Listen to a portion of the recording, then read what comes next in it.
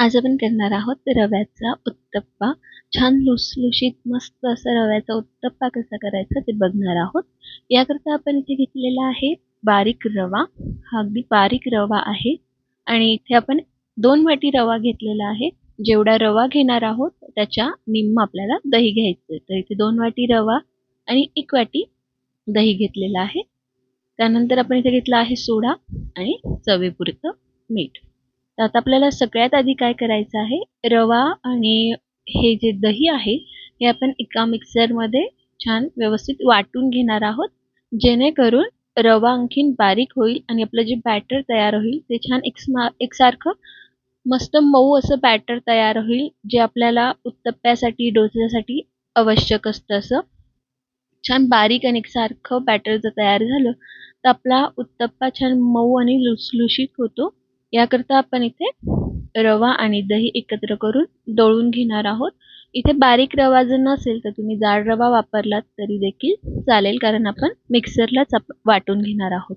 यानंतर आता यामध्ये मी टाकलंय थोडंसं पाणी. तर थोडं थोडं पाणी करून टाकून आपण हे असं दळून घेणार आहोत, जेणेकरून छान बॅटर तयार होईल आपलं. आता इथे तुम्ही बघू शकतात आपलं जे बॅटर आहे ते छान एकसारखं असं मस्त बारीक दळलं गेलेलं आहे. आता आपण हे काढून घेऊया एका बाउलमध्ये आणि याच पद्धतीने आपण हे सगळं जे आपलं रवा आणि दही आहे हे बारीक करून घेणार आहोत. जसं जसं लागेल तसं तसं यामध्ये आपण थोडं थोडं पाणी टाकणार आहोत. खूप पाणी वापरायचं नाहीये, खूप पातळही आपल्याला हे बॅटर तयार व्हायला नको. आता याच पद्धतीने मी हे उरलेलं जे आहे ते यामध्ये काढून दळून घेतलेलं आहे आणि साधारण मला याला पूर्ण हे दळण्यासाठी अर्धा कप पाणी लागलेलं आहे. तर हे आपण छान एकत्र करून घेऊ. व्यवस्थित एकत्र झालं की साधारण याला आपल्याला 10 मिनिटासाठी असं छान भिजत बाजूला ठेवायचं आहे आणि आपलं हे छान भिजतं आहे तोपर्यंत आपण बाकीची तयारी करून घेऊया. एक साधारण 10 मिनिटानंतर हे आपण इथे उघडून बघूया. आता थंडीचे दिवस आहे त्यामुळे थोडंसं आपण यामध्ये इनो वापरणार आहोत. इनो किंवा सोडा वापरणार आहोत. इथे मी सोडा वापरलेला आहे. इनो असेल तरी देखील चालेल. एरवी गरज पडत नाही याला सोडा वापरण्याची किंवा इनो वापरण्याची. याचे खूप छान अगदी लुसलुशीत असे उत्तप्पे तयार होतात. याआधी देखील मी एक व्हिडिओ याचा पोस्ट केलेला आहे, तुम्ही तो देखील बघू शकता. आता यामध्ये आपण टाकणार आहोत चवीनुसार मीठ आणि थोडंसं पाणी यामध्ये आपण टाकणार आहोत, थोडं घट्ट वाटलं म्हणून. आता याला छान व्यवस्थित हलवून घेऊया, एकत्र करून घेऊयात. छान एकसारखं करून घ्यायचं आहे आणि हे एकसारखं झालं की यामध्ये आपण टाकणार आहोत. आता तुम्ही इथे बघू शकता ते छान एकसारखं झालेलं आहे आणि यामध्ये आपण टाकणार आहोत इथे हाफ टीस्पून सोडा. हाफ टीस्पून म्हटलेला आहे मी, खूप वापरायचा नाही आपल्याला यामध्ये, कारण मुळात यामध्ये दही आपण वापरलेलं आहे त्यामुळे यात सोडा टाकायची देखील गरज नाहीये. पण बऱ्याचदा असं होतं की हिवाळ्यात बॅटर पटकन फर्मेंट होत नाही त्याकरता. आणि जर तुम्हाला अगदीच जाळीदार उत्तप्पा नको असेल तर ते तुम्ही सोडा स्किप केला तरी देखील चालेल. आता हे सगळं एकत्र करून घेतलेलं आहे आणि आपण हे फर्मेंट व्हायला 10 मिनिटं ठेवलं होतं. तोपर्यंत इथे मी हिरवी मिरची, शिमला मिरची आणि टोमॅटो बारीक चिरून घेतलेला आहे. तुम्हाला कांदा आवडत असेल तर तुम्ही कांदा देखील वापरू शकतात. आता एकीकडे तवा गरम करायला ठेवलेला होता, त्यावर आपण तूप टाकून घेतलेलं आहे. इथे तुम्ही बटर, तेल, तूप, लोणी तुमच्या आवडीनुसार काहीही वापरू शकतात. तर यावर आपण हे जे आपलं बॅटर होतं ते छान एकत्र करून घ्यायचं आहे. तव्यावर टाकण्याआधी एकदा हलवून घ्यायचं आहे व्यवस्थित आणि मग तव्यावर पसरवायचं आहे. असं छान आपण एकसारखं तव्यावर पसरवून घेतलेलं आहे आणि यावर आता टाकूया बारीक चिरलेली मिरची, शिमला मिरची आणि टोमॅटो.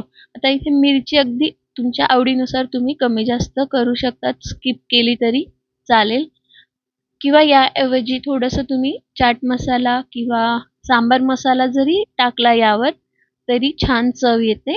अगदी वरचं जे मटेरियल आहे हे आपल्या आवडीनुसार तुम्ही कमी जास्त करू शकतात किंवा बदलू शकतात. तर हे थोडंसं आपण हलकंसं दाबून घेणार आहोत, जेणेकरून हे व्यवस्थित सगळं उत्तप्प्याला चिकटेल. आणि यावर थोडंसं तूप टाकूया.